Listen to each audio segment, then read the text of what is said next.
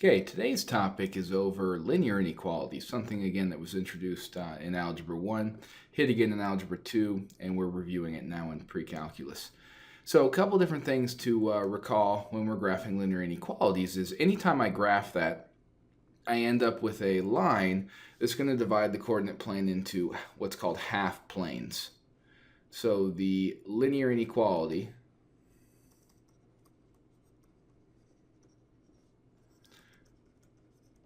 divides the graph into half planes, or two parts. So you have basically one part that represents the solution and then the other part which does not. And that is divided by a line that's called the boundary. And the boundary can be represented by a couple of different things. I could have things like less than or greater than, which are going to be dashed or dotted lines. Then I can have less than or equal to, greater than or equal to, and these ones will show up as solid lines. And just like when we're graphing on a number line, the solid line includes the value, so if it were to fall on that graph, on the line, that would include the value and dashed would not. So let's take a look at a couple examples.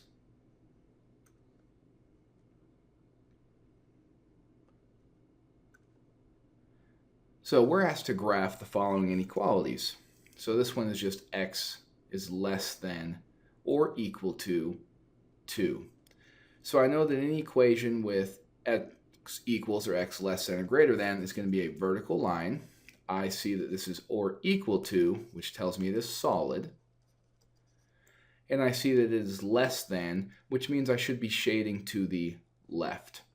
And if you ever forget that, if you have your variable on the left side of the inequality, this would be the left side, this would be the right side, this inequality symbol is going to act like an arrow, and it's always pointing in the direction that you would be shading. So we can go ahead and graph that. It is equal to, so it will be a solid line. We're out here at 2, vertical, and then we would just shade this region. So anything that fell on the line or to the left of the line in the shaded region would be part of the solution set. I'm going to verify that on my graphing calculator. So I go to y equals, and I plug in. Now I can't do it here, and I don't have the program on this calculator. They're on the calculators at school, and let me see if I can find this actually. And here we are, I've got it now. It is under your apps, and we're going to turn on number 5, inequalities. And really, it allows us to do a couple things. One, it allows me to put in the actual symbols, so I can see how the line's shaded and where it's shaded, and it allows me to put in x equals. So I'll go to the x equals. See, now I see these all say x sub 1, sub 2, sub 3 equals. I'm going to put in, we're going to change it to less than or equal to. So I hit the alpha key, F3. I see it shaded below. It put in the proper symbol. We're going to go to number 2 and graph. And we see we get a very similar picture. So let's try the next one here. So again, before I can graph this, I could graph the intercepts here if I wanted to. Personally, I think it's just as easy to rearrange it into y equals mx plus b in the slope intercept. And we do that by just rearranging. So I subtract an x from both sides.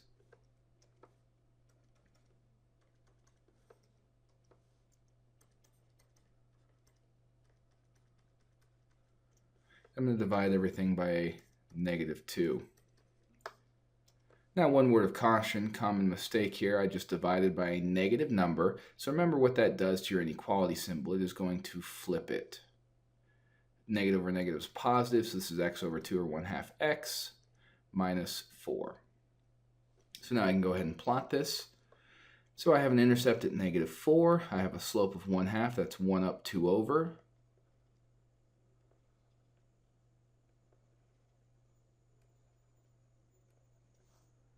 And then we'll go ahead and draw our line.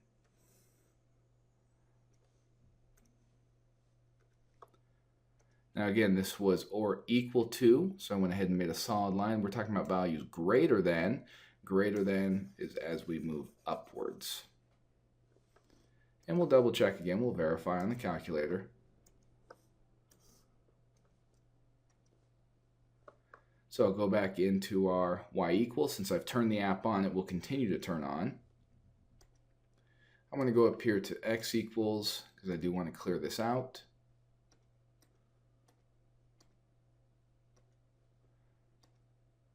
We'll go back up. Now I want to change my symbol to greater than or equal to. That's this one here, so that's alpha F5. And then 1/2, I can put that in. This app, unfortunately, does not take the stacked fraction, so I can either use parentheses, or I could just put 0.5.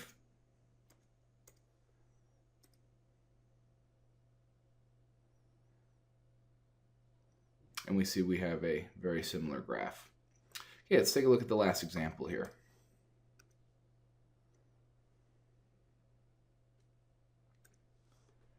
Okay, this is an absolute value inequality.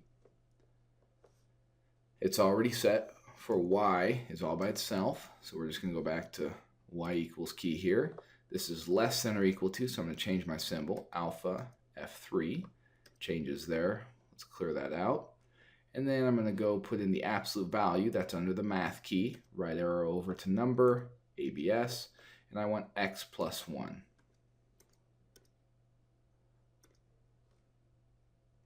So I have y is less than or equal to the absolute value of x plus 1. And we'll get something that looks like that. And you see all that's changed from the parent absolute value function is this is slid 1 unit to the left. And if I wanted to graph this without the use of the calculator, I would just go ahead and make a little data table. And we'll start with a few to the left. Let's say -6, -4, -2, 0, 2, 4, 6. Just plot a few points here. And then at -6, I plug that in. -6 plus 1 is -5, the absolute value of which is 5. -4 plus 1 is -3, absolute value of which is 3. -2 plus 1 is 1, absolute value of which is, -1, which is 1. Plug in 0, back at 1. 2 is at 3, and you'll see that we've hit the vertex here, and it's now reflecting. 4, I'll plug in 5, 6 would be at 7. So then we can go ahead and plot those. So at -6, I should be up here at 5.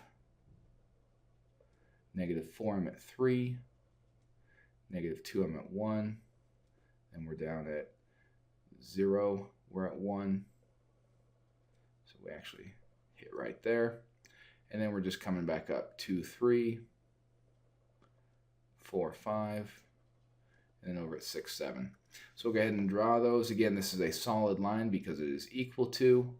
Would simply just change to a dash if it was just y is less than.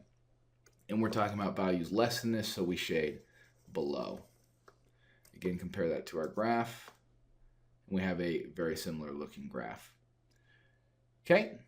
If you have any questions with these, feel free to bring them up tomorrow when we start, and then we'll get a little bit more practice.